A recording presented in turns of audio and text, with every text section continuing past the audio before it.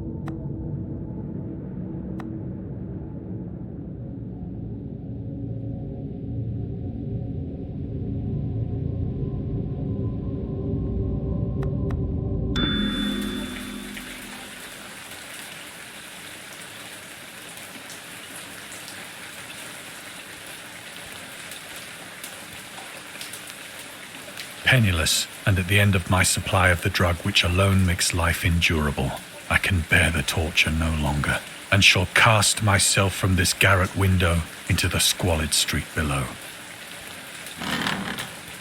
Do not think from my slavery to morphine that I am a weakling or a degenerate. When you have read these hastily scrawled pages, you may guess, though never fully realize, why it is that I must have forgetfulness or death.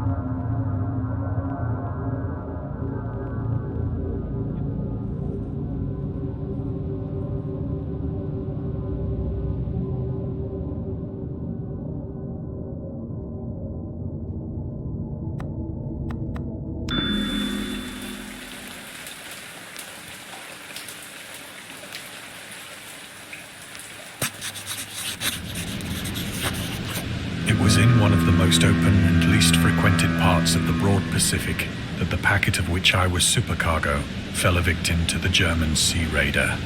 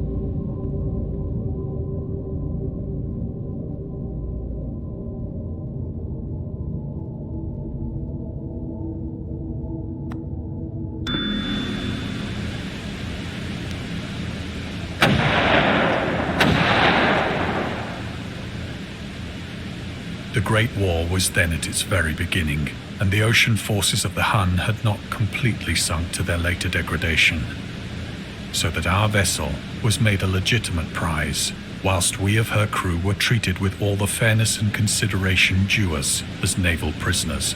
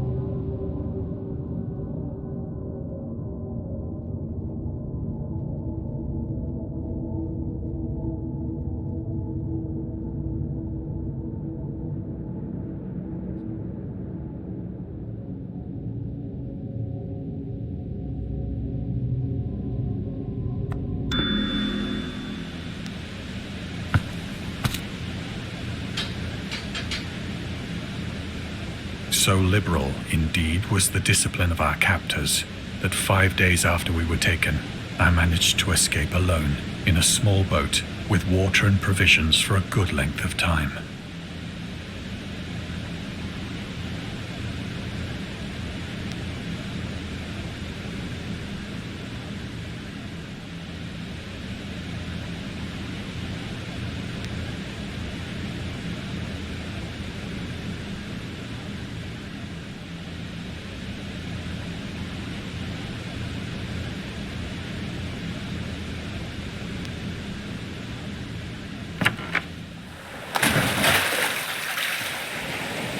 When I finally found myself adrift and free, I had but little idea of my surroundings. Never a competent navigator, I could only guess vaguely by the sun and stars that I was somewhat south of the equator. Of the longitude, I knew nothing, and no island or coastline was in sight.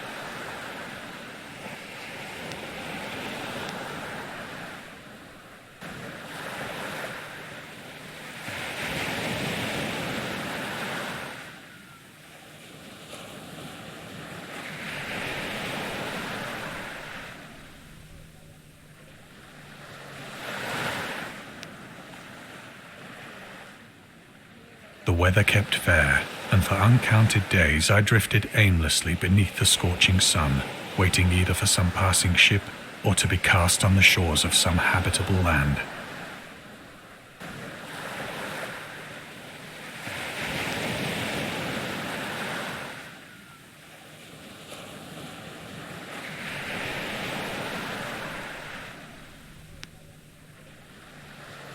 But neither ship nor land appeared, and I began to despair in my solitude upon the heaving vastness of unbroken blue. The change happened whilst I slept. Its details I shall never know, for my slumber, though troubled and dream-infested, was continuous.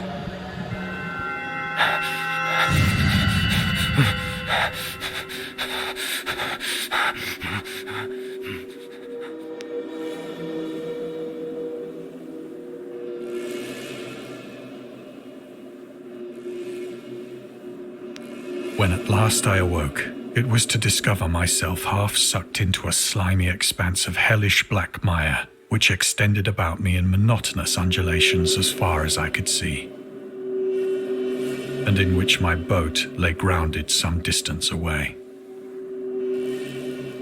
Though one might well imagine that my first sensation would be of wonder at so prodigious and unexpected a transformation of scenery, I was in reality more horrified than astonished. For there was in the air and in the rotting soil a sinister quality which chilled me to the very core. The region was putrid with the carcasses of decaying fish and of other less describable things which I saw protruding from the nasty mud of the unending plain.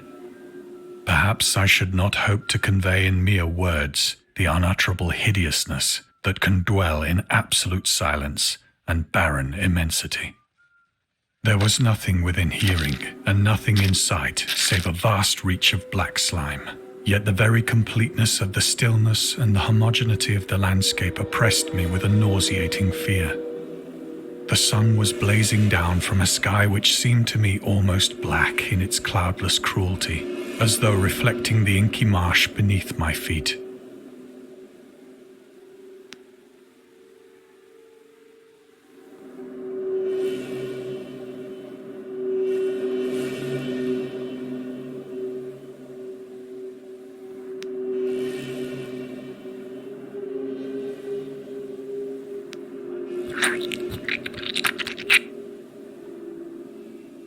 As I crawled into the stranded boat, I realized that only one theory could explain my position. Through some unprecedented volcanic upheaval, a portion of the ocean floor must have been thrown to the surface, exposing regions for which innumerable millions of years had lain hidden under unfathomable watery depths. So great was the extent of the new land which had risen beneath me that I could not detect the faintest noise of the surging ocean, straining my ears as I might. Nor were there any seafowl to prey upon the dead things.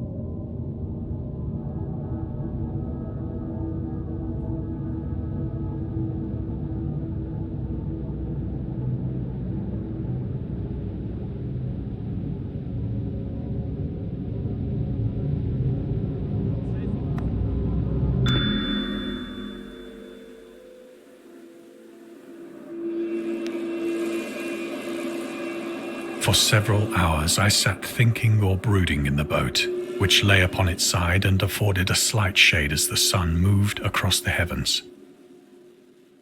As the day progressed, the ground lost some of its stickiness and seemed likely to dry sufficiently for traveling purposes in a short time. That night I slept but little, and the next day I made for myself a pack containing food and water, preparatory to an overland journey in search of the vanished sea and possible rescue.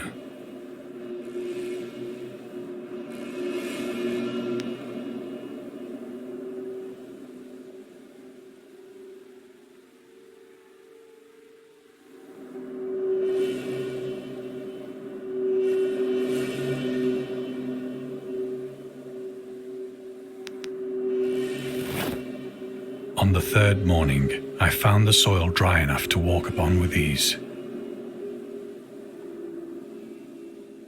The odor of the fish was maddening, but I was too much concerned with graver things to mind so slight an evil, and set out boldly for an unknown goal.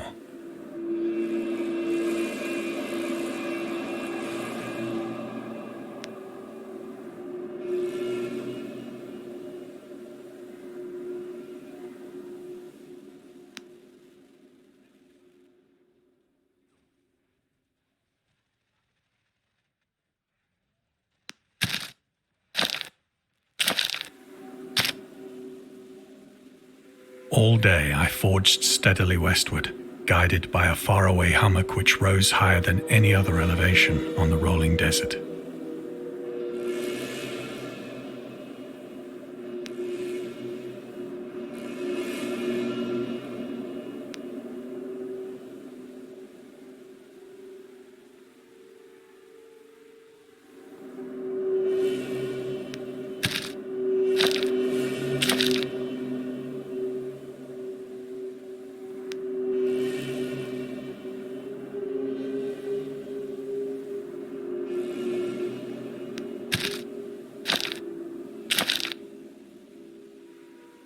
That night, I encamped, and on the following day still travelled toward the hummock, though that object seemed scarcely nearer than when I had first espied it.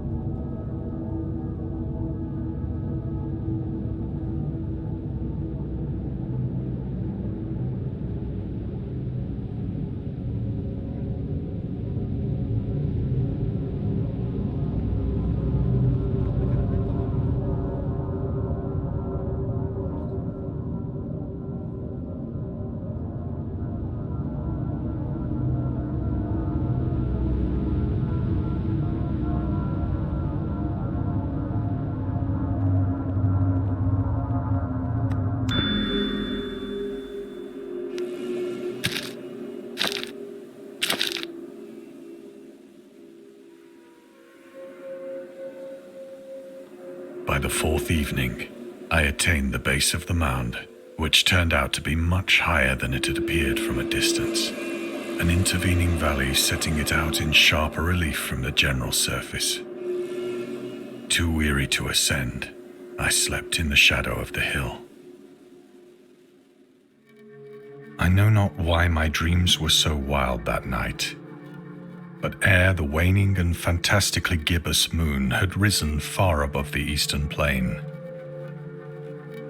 I was awake in a cold perspiration, determined to sleep no more. Such visions as I had experienced were too much for me to endure again, and in the glow of the moon I saw how unwise I had been to travel by day. Without the glare of the parching sun, my journey would have cost me less energy. Indeed, I now felt quite able to perform the ascent which had deterred me at sunset. Picking up my pack, I started for the crest of the eminence.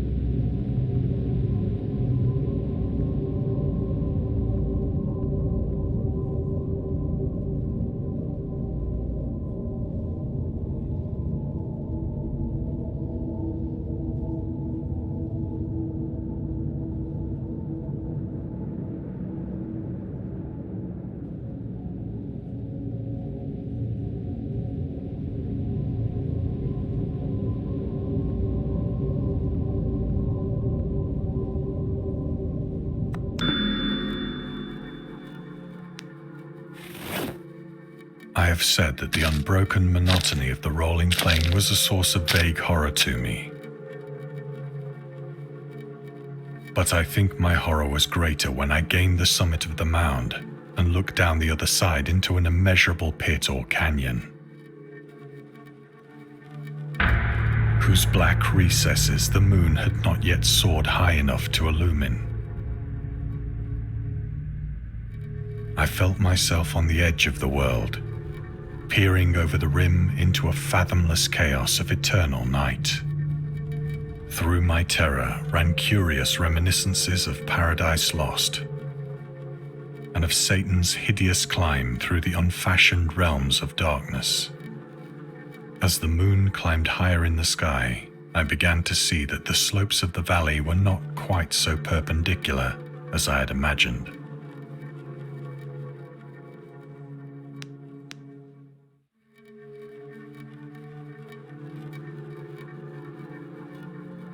Ledges and outcroppings of rock afforded fairly easy footholds for a descent, whilst after a drop of only a few hundred feet, the declivity became very gradual.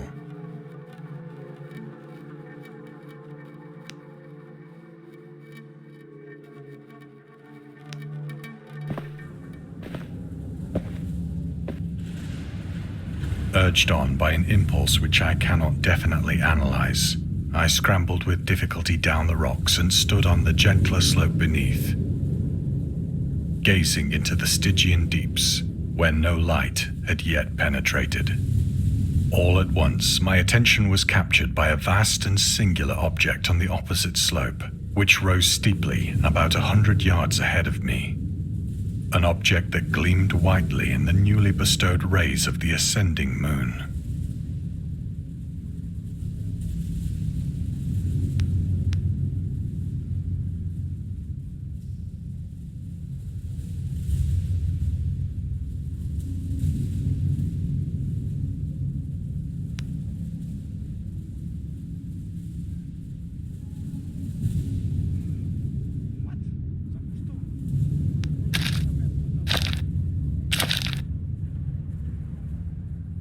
That it was merely a gigantic piece of stone, I soon assured myself. But I was conscious of a distinct impression that its contour and position were not altogether the work of nature. A closer scrutiny filled me with sensations I cannot express.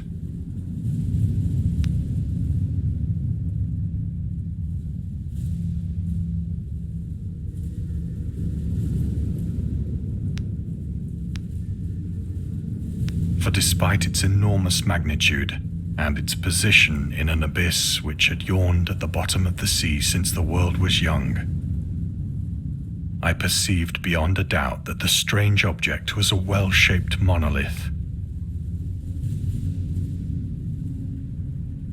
whose massive bulk had known the workmanship and perhaps the worship of living and thinking creatures. Dazed and frightened, yet not without a certain thrill of the scientist's or archaeologist's delight, I examined my surroundings more closely.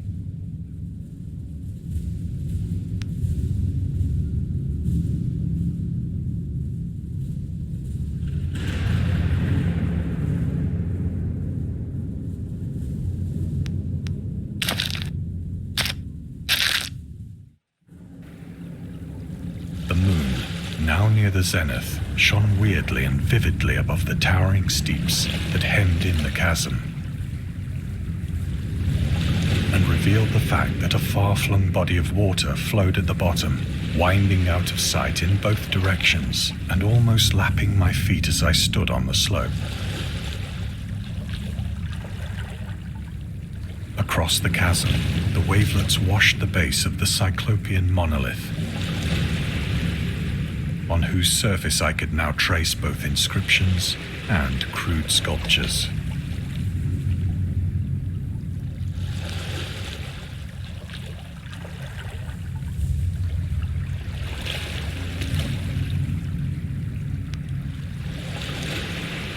The writing was in a system of hieroglyphics unknown to me and unlike anything I'd ever seen in books. Consisting for the most part of conventionalized aquatic symbols such as fishes, eels, octopi, crustaceans, mollusks, whales, and the like. Several characters obviously represented marine things which are unknown to the modern world, but whose decomposing forms I had observed on the ocean-risen plain.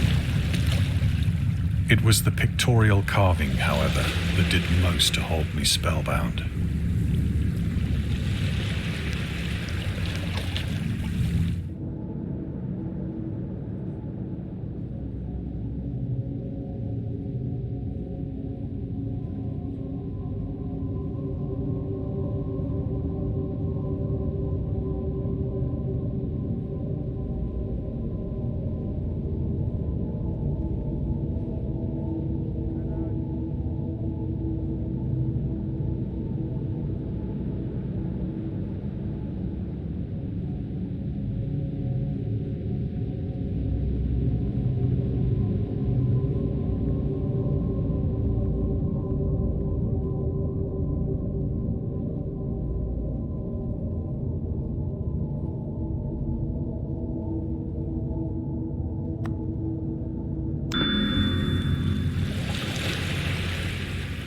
plainly visible across the intervening water on account of their enormous size, were an array of bas-reliefs whose subjects would have excited the envy of a doré.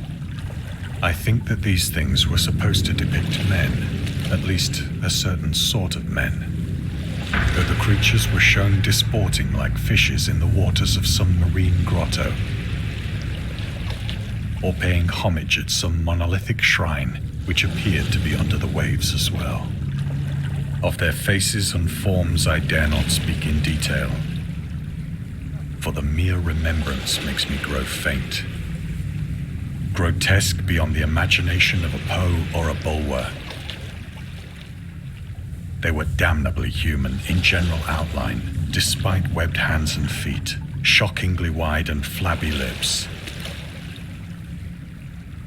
glassy, bulging eyes, and other features less pleasant to recall. Curiously enough, they seem to have been chiseled badly out of proportion with their scenic background. For one of the creatures was shown in the act of killing a whale, represented as but little larger than himself.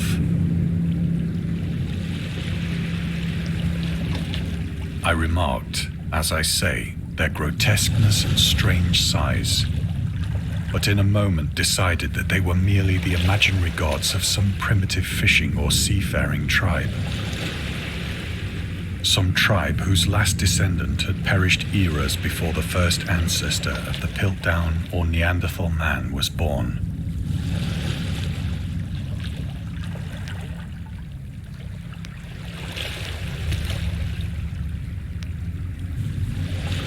Awestruck at this unexpected glimpse into a past beyond the conception of the most daring anthropologist, I stood musing whilst the moon cast queer reflections on the silent channel before me. Then, suddenly, I saw it. With only a slight churning to mark its rise to the surface, the thing slid into view above the dark waters. Polyphemus-like and loathsome, it darted like a stupendous monster of nightmares to the monolith, about which it flung its gigantic scaly arms, the while it bowed its hideous head and gave vent to certain measured sounds.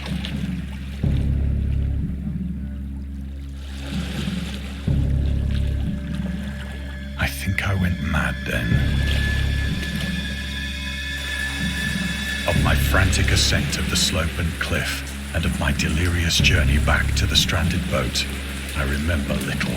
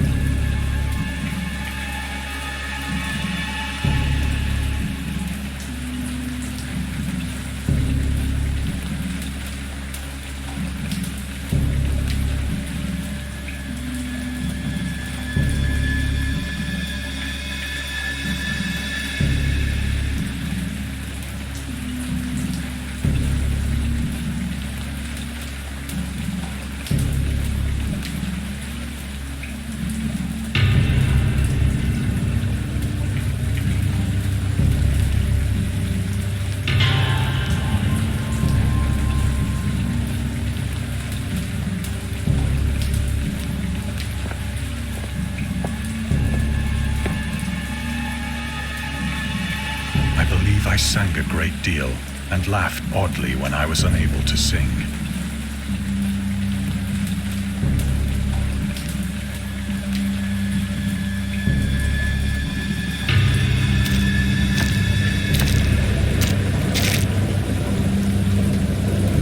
I have indistinct recollections of a great storm sometime after I reached the boat. At any rate, I know that I heard pearls of thunder and other tones which nature utters only in her wildest moods.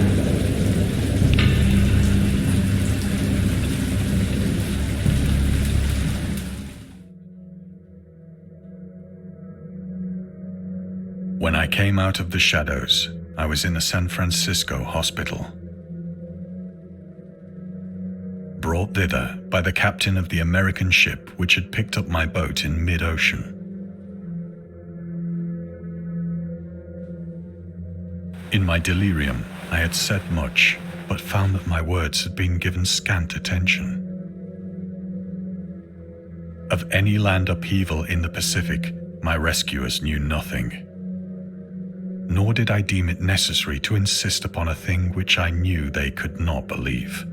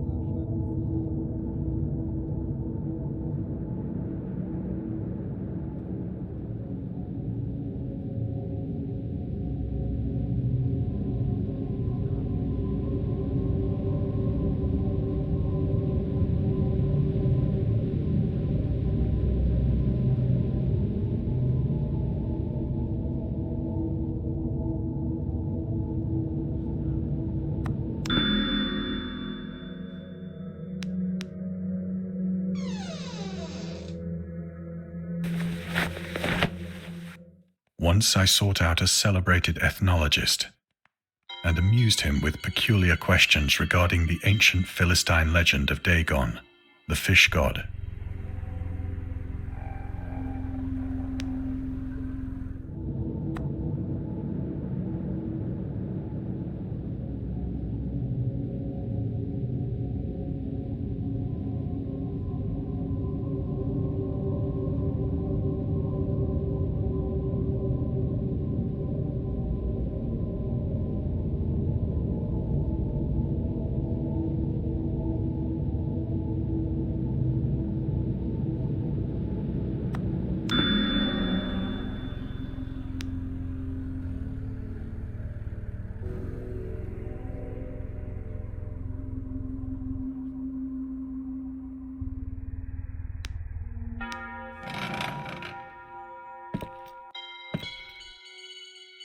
But soon perceiving that he was hopelessly conventional, I did not press my inquiries.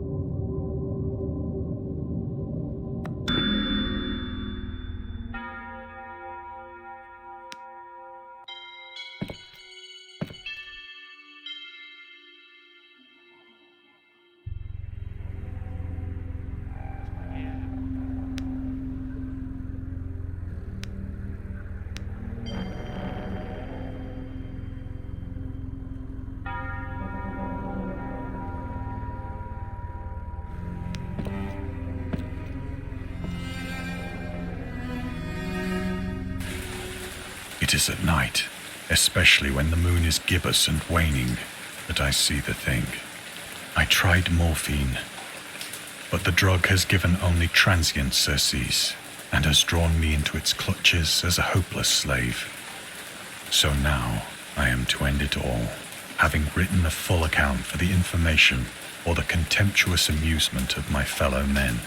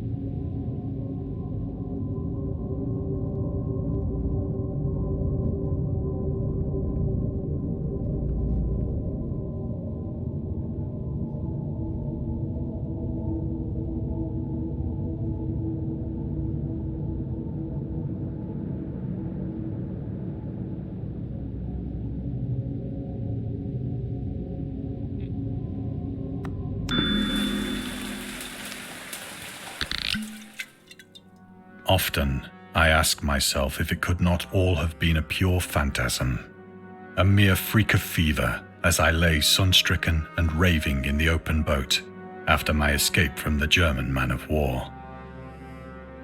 This I ask myself, but ever does there come before me a hideously vivid vision in reply. I cannot think of the deep sea without shuddering at the nameless things that may at this very moment be crawling and floundering on its slimy bed.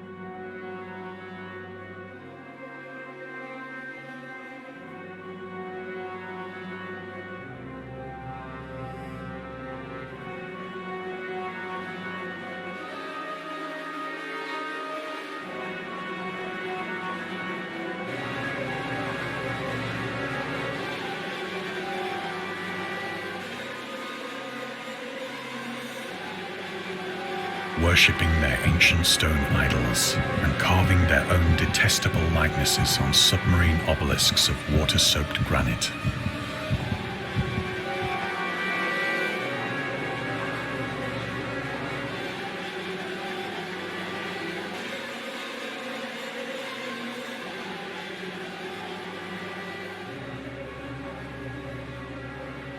I dream of a day when they may rise above the billows to drag down into their reeking talons the remnants of puny, war-exhausted.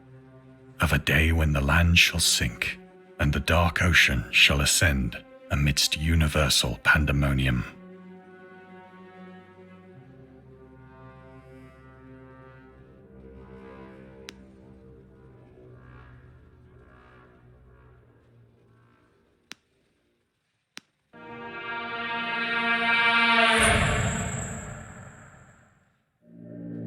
The end is near.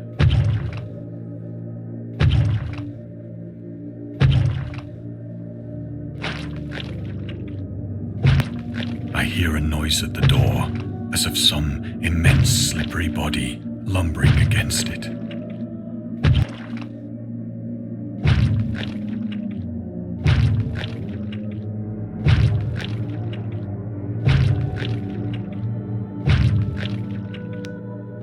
It shall not find me.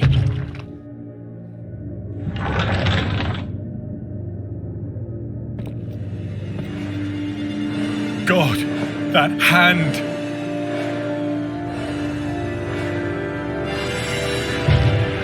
The window! The window!